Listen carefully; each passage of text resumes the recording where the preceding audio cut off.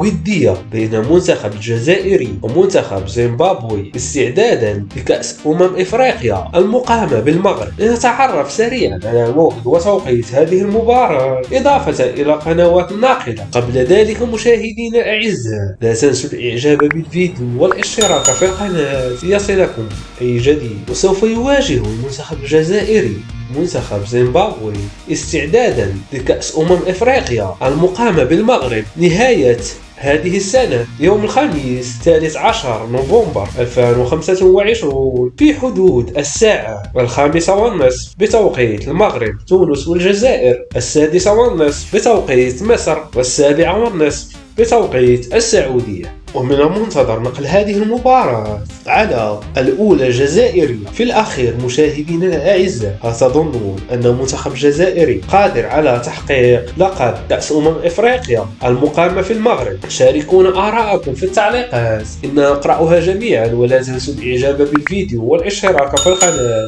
ليصلكم أي جديد.